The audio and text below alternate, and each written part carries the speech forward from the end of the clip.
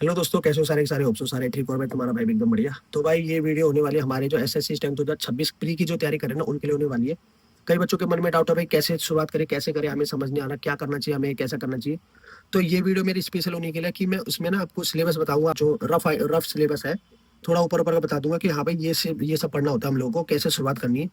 तो मैंने जैसे टारगेट बना रखा है 100 डेज चैलेंज के एक टारगेट बना रखा है, जिसमें मैं और जितने भी मेरे साथ बच्चे जुड़ेंगे वो सब तैयारी करेंगे Ministry of External Affairs 4600 grade pay by steno SSC 2026। ठीक। तो अभी आपको बताता हूँ मैं कि हमारा जो सिलेबस है वो क्या क्या रहने वाला है। ठीक है। और बाद में बात करेंगे फिर हम कैसे करेंगे, क्या करेंगे। तो देखो कैसे होता है। भाई ये मैंने एक सिलेबस बना रखा अपना, जो कि सबसे पहले आता है हमारा टारगेट रहेगा भाई मिनिस्ट्री ऑफ एक्सटर्नल 4600 ग्रेड पे। और जो हमारा रहेगा टारगेट इंग्लिश। ठीक है। इंग्लिश सबसे मेन होती है हमारे इसमें, क्योंकि इंग्लिश जो है वो भाई हमारे 100 नंबर की आती है। ठीक है। अगर आपका ये तगड़ा है, अगर आप 80 प्लस लाते हो, 85 प्लस लाते हो, मैं तुम्हें ना पहले एक रफ दिखा देता हूँ। देखो, इंग्लिश का है, रीजनिंग का है और जीएस का हमारा मेन होता है। मैथ नहीं होते हमारे। अगर आप इसमें 90 तक ले आते हो, 85 भी ले आते हो, तो बहुत अच्छा स्कोर होता है। रीजनिंग में हमेशा 44 से प्लस ही आने चाहिए तुम्हारे। ठीक। 44 लेके चलो। जीएस में अगर तुम्हारे 20 या 25 भी आ जाते हैं ना, तो स्कोर देखो कितना होगा तुम्हारा, 4, 9, 4, 13, 154। ठीक। कोई डाउट। 154 एक बेस्ट स्कोर होता है, फिर नॉर्मलाइज हो गया और थोड़े क्वेश्चन गलत हो गए। 154 बेस्ट स्कोर होता है। अब यहाँ पे देखो, अगर मेरे यहाँ 20 की जगह 25 आ जाते हैं, वो हम बताएंगे कैसे आएंगे। 85 से ऊपर ही लाने में से इंग्लिश में। तो अब मैं बताता हूँ क्या क्या होता है हमारे इंग्लिश। इंग्लिश का सबसे 3 चीज होती है, वोकैब, ग्रामर और कंप्रीहेंशन। वोकैब में हमारी 3 चीजें होती है मेन, एक सिनोनिम, एंटोनिम और इडियम फ्रेसिस। और ये एक एक्स्ट्रा पार्ट होता है जो फ्रेजल वर्ब, ये हर जगह यूज होता है लगभग हमारे। अब ज्यादातर क्वेश्चन जो आते हैं इससे रिलेटेड पूछे जाते हैं, क्योंकि कंफ्यूज वाला होता है, कंफ्यूजन देती है। अब क्या करने लग गए, एसएससी ओडब्ल्यूएस भी पूछने लग गए, वन वर्ड सब्स्टिट्यूशन पूछने लग गए। उसकी टेंशन नहीं है ज्यादा, ये मैं बताऊंगा कैसे पढ़ना है। अगर आपका इनमें पकड़ हो गई तो ये भी इजीली कर लोगे। ठीक। पहला होता है वोकैब। फिर आगे हमारा ग्रामर सेक्शन, जिसमें noun, pronoun, adverb, adjective, active passive voice, direct indirect, question tag, preposition. ठीक है। बहुत सारा मतलब जो बेसिक होता है ग्रामर का, जो तुम बचपन से पढ़ते आ रहे हो। मगर जो हमारा बचपन से है ना, वो थोड़ा डिफरेंट है जो हमारा अब का है। तो ये चीज सबसे पहले कंप्लीट करना, जितने भी है। अगर कोई भी टीचर आपका, देखो भाई बच्चे क्वेश्चन कर रहे हैं कौन सा टीचर बेस्ट है, कौन सा टीचर बेस्ट है। भाई देखो, टीचर सब बेस्ट होते हैं। जिस भी टीचर को पकड़ो, चाहे तुम मुझसे इंग्लिश पढ़ रहे हो, रीजनिंग पढ़ रहे हो, जीएस पढ़ रहे हो, उसी टीचर के साथ शुरू से लास्ट तक बड़े रहना है। टीचर सभी बेस्ट होते हैं, ऐसा नहीं कि कोई स्पेशल है। ये डिफरेंस होता है कि मैं किसी और टीचर ने अच्छा समझ आता है, मुझे किसी और से अच्छा समझ आता है। पढ़ाता हर कोई वैसा ही है। ठीक। तो ये चीज तो ध्यान रखो। कोई से भी टीचर पकड़ो, सारा कोर्स खत्म करना एक ही चीज से। जब तुम्हारा ये खत्म हो जाएगा, फिर हमारा होता है तीसरा चीज, कंप्रीहेंशन। कंप्रीहेंशन में 2 चीज होती है, पैसेज और क्लोज टेस्ट। क्लोज टेस्ट का बर्डन ज्यादा है, वो कम से कम 20 या 15, 20 मार्क्स का आता है। पैसेज हमारा 20 नंबर का या फिर 10 नंबर का, कभी कभी ऐसे देखने के लिए मिलता है, 15 नंबर ज्यादा ऐसे देखने के लिए मिलता है। ये जो पार्ट होता है हमारा 35 मार्क्स का होता है। इस बार 2025 में ये किसी में बहुत ज्यादा दे दिया था, किसी में बहुत कम, किसी में सिर्फ 15 मार्क्स का दिए दोनों मिला के, किसी में ज्यादा दे दिया। वो छोड़ो, तो वो फर्स्ट टाइम था। अब ऐसा नहीं होगा, जैसा पहले प्रीवियस पैटर्न था वैसे ही फॉलो होगा। थोड़े बहुत ही चेंज होंगे, उससे कोई दिक्कत नहीं होने वाली, क्योंकि हमने पढ़ी इतने अच्छे से लेंगे। तो मैं कहा था पैसेज करना है। पैसेज में देखो 2 चीजें, रीडिंग और प्रीवियस ईयर। प्रीवियस ईयर के जितने भी तुम्हारे पैसेजेस है उसको पढ़ो, उनको उनके मीनिंग समझो, और बताओ कि पैसेज बोलना क्या चाह रहा है। उससे तुम्हें आइडिया लग जाएगा, हाँ ये पैसेज है। रीडिंग का मतलब, कोई सा भी न्यूज़पेपर पकड़ के, कोई से प्रीवियस ईयर का पकड़ के, भाई उसको ट्रांसलेट करना शुरू कर दो, उसकी मीनिंग समझना शुरू कर दो। वर्ड समझ नहीं आ रहे, वर्ड की मीनिंग ढूंढो, फटाफट टाइम देके अपना 1 आधा घंटा वो कर लो। फिर दूसरा आता है हमारा क्लोज टेस्ट। क्लोज टेस्ट हमारा 3 चीजों पे डिपेंड होता है। एक वोकैब, वो पीछे क्लियर हो जाएगी आपकी। फिर होता है प्रीपोजिशन, जो यहाँ पे क्लियर हो जाएगा ग्रामर के पोर्शन में। और जो होता है फ्रेजल वर्ब, ये यहाँ पे भी और यहाँ पे भी होगा। इन 3 चीजों पे क्लोज टेस्ट हमारा डिपेंड होता है। अगर आपको क्लोज टेस्ट समझ आता है, क्लोज टेस्ट कैसे करना वो भी मैं आपको बताऊंगा। ठीक है। फिलहाल अभी मैं आपको बता रहा हूँ जो हमारा सिलेबस है वो कैसा है। फिर आ जाते हैं, फिर हमारा दूसरा पार्ट होता है भाई रीजनिंग। रीजनिंग में देखो, ज्यादा टेंशन लेने की जरूरत नहीं। मैंने आज तक रीजनिंग की क्लासेस नहीं ली, आज तक, कसम से कह रहा हूँ, मैंने आज तक किसी टीचर से नहीं पढ़ा। मैं सिर्फ प्रीवियस ईयर करता हूँ। भाई देखो, इतनी बुद्धि सब में होती है। प्रीवियस ईयर करो। अगर जो थोड़ा भाई बच्चा दिमाग से थोड़ा, चलो, कम है, मानता हूँ होते हैं, आप क्लासेस ले लो।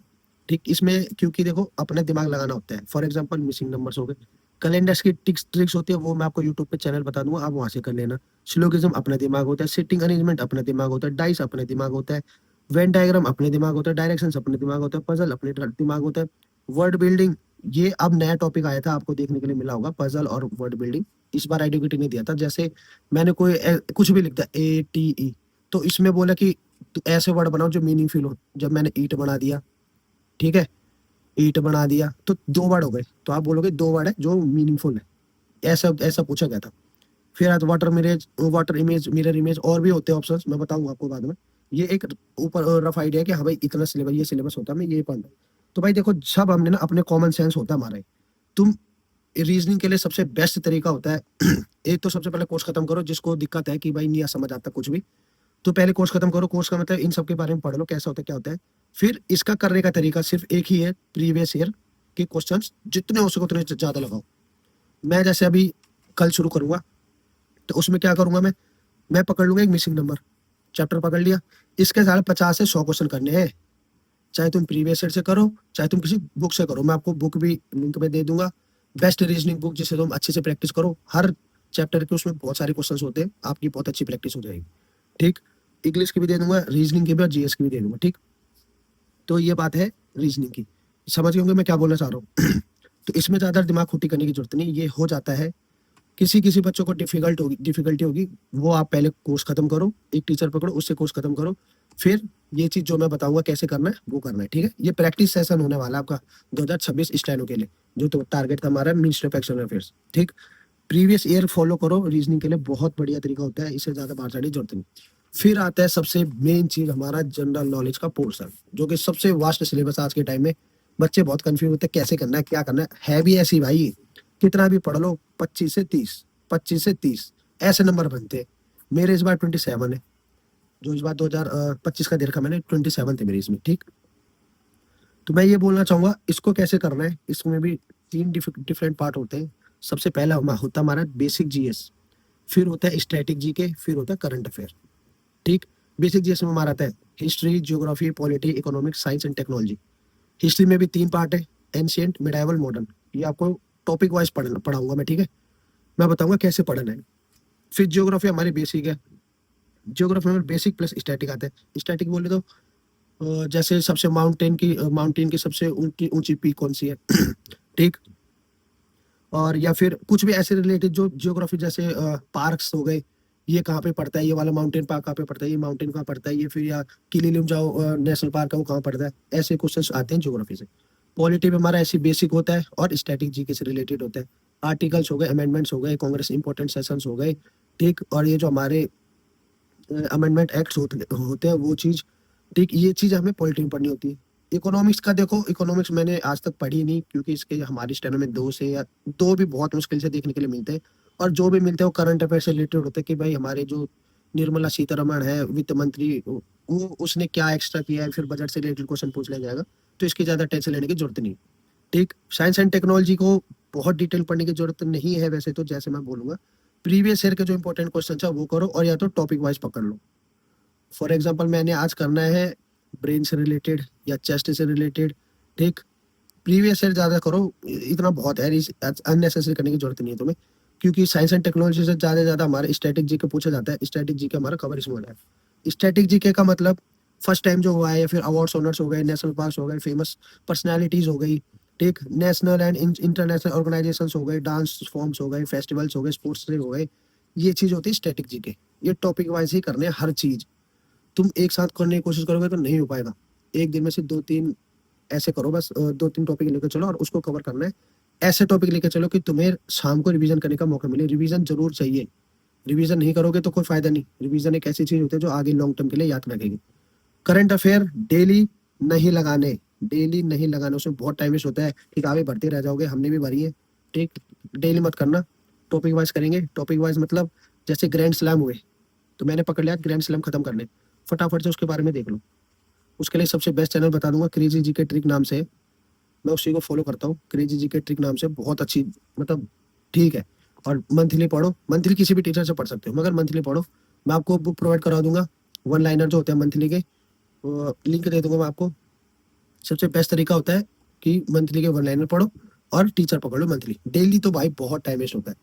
होप सो भाई आप सबको जो सिलेबस है वो समझ आ गया होगा, क्या करना है कैसे करना है। बाकी मैं आपको डिटेल में नेक्स्ट डेज मतलब कल से हम शुरुआत करेंगे, जो मेरा रहेगा व्लॉग रहेगा डे 1 का।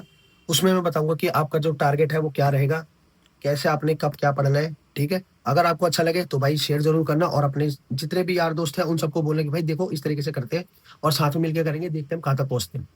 इस तरीके से पढ़ेंगे भाई कि हमें ना टेंस नहीं होना, मतलब दिमाग खराब होता है ना कभी कभी पढ़ते टाइम, वैसे नहीं करना, एक ही साथ इतना कुछ नहीं पढ़ना, थोड़ा थोड़ा लेके चलेंगे। हाँ भाई आज ये पढ़ना है, आज वो पढ़ना है, आज ये पढ़ना है, ताकि हमारा सिलेबस भी कंप्लीट होता चला जाए, हम अच्छे से मस्ती भी करें और अपना पढ़ाई में मन लगा रहे। कई बच्चों की ज़्यादातर ये कंप्लेंट होती है कि भाई बैठा नहीं जाता है, पढ़ाई ज़्यादा देर नहीं होती, तो इसीलिए मैंने 100 डेज़ का चैलेंज बना रखा है कि कंसिस्टेंसी बनेगी हर बच्चों की।